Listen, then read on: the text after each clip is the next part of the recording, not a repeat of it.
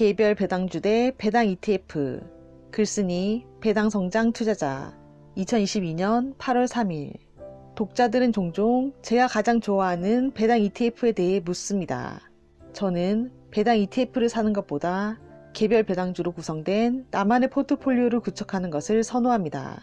그러나 모든 사람이 나와 같지는 않다는 것도 알고 있습니다. 배당 ETF보다 회사를 선택하는 것을 선호하는 몇 가지 이유에 대해 말씀드리겠습니다. 첫 번째, 비용. 개별 주식을 매수할 땐 수수료가 없습니다. 펩시코, 존슨앤드존슨 또는 로키드 마틴과 같은 개별 회사를 보유하는데 비용이 들지 않습니다. 이에 비해 ETF는 연간 매수 후 보유할 때 드는 비용은 매우 다양할 수 있습니다. 두 번째, 포트폴리오 보유. 포트폴리오에 대한 개별 기업을 선택할 때 어떤 기업을 추구하고 어떤 기준으로 포함할지, 어떤 회사가 가능성이 없을지를 직접 결정할 수 있습니다. ETF를 사용하면 기본적으로 다른 사람이 무엇을 포함할지 결정하게 됩니다.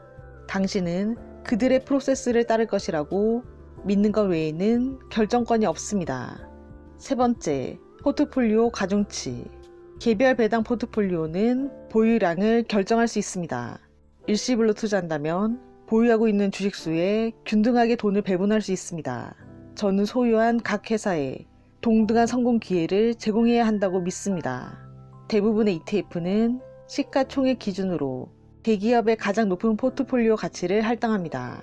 이것은 최선의 방법이 아닙니다. 예를 들어 100개 이상의 배당 회사를 보유하고 있는 ETF를 쉽게 볼 수 있습니다. 그러나 더 자세히 살펴보면 포트폴리오 가치의 절반이 10개에서 20개 회사에 집중되어 있고 나머지는 자리를 채우는 것에 불과하다는 것을 알 수 있습니다. 네 번째, 포트폴리오 회전율. 개별 배당주 포트폴리오는 배당 ETF보다 회전율을 더 잘 통제할 수 있습니다. 저는 배당금이 삭감되지 않는 한 매도를 피하려고 합니다.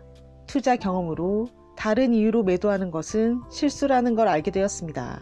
또한 포트폴리오를 설계할 때 특정 비즈니스를 소유하고 있다는 것을 좋아합니다. ETF를 사용하면 선호하는 회사가 여전히 포트폴리오에 포함될 것이라고 기대할 수 없습니다.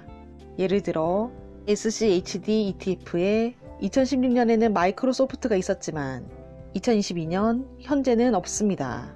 마이크로소프트는 우수한 회사이며 지난 5년 동안 배당금을 계속 인상했습니다. 왜 삭제되었는지는 모르겠지만 제 생각에는 올바른 조치가 아닙니다. 그렇지만 ETF를 사용하는 데는 이유가 있습니다. 일부 투자자들에게는 배당 ETF 투자가 매력적일 수 있습니다. 첫 번째, 시간 요소.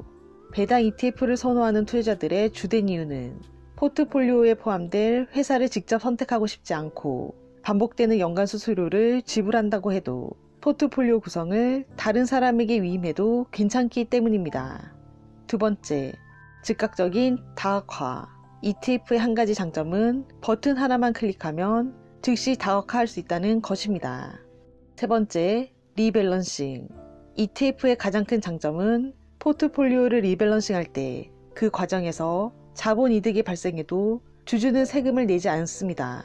그러나 개별 배당 포트폴리오를 리밸런싱할 때 손실이 발생하거나 이득을 보고 판매하는 경우 과세 계정에서 세금을 납부하게 됩니다. 고려해야 할 최고의 배당 ETF. 2016년 5월 9일. 저는 일반적으로 배당 ETF 투자에 반대했습니다. 대부분의 고배당 ETF들은 수수료 비용이 높거나 전반적으로 성장하지 않는 배당금을 지급했기 때문입니다. 좋은 배당 ETF 또는 펀드를 찾을 때 다음을 고려해야 합니다. 지속적으로 증가하는 배당 성장률, 낮은 포트폴리오 회전율, 낮은 비용, 정기적인 배당금 연속 지급 기록.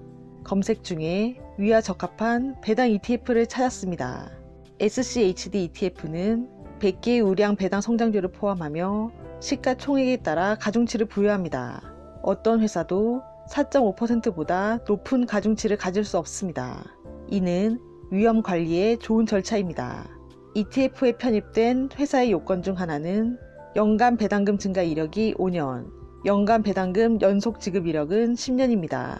이렇게 하면 배당금 지급이 일관되지 않은 일부 회사를 걸러낼 수 있습니다. 어떤 분야도 포트폴리오의 25% 이상을 차지할 수 없습니다.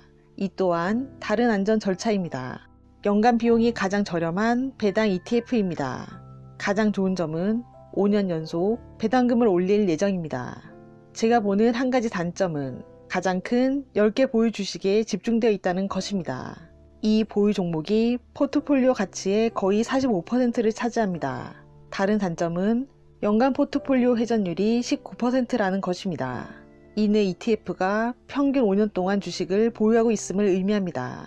회전율이 높을수록 실수할 확률이 높습니다. 세 번째 단점은 밸류에이션을 고려하지 않는다는 사실입니다. 이것이 제가 배당 ETF의 열렬한 팬이 아닌 또 다른 이유입니다.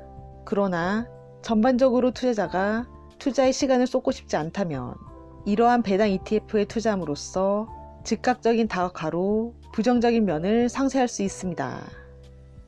더 자세한 내용은 더보기란에 있는 링크 주소를 참고해 주시길 바랍니다.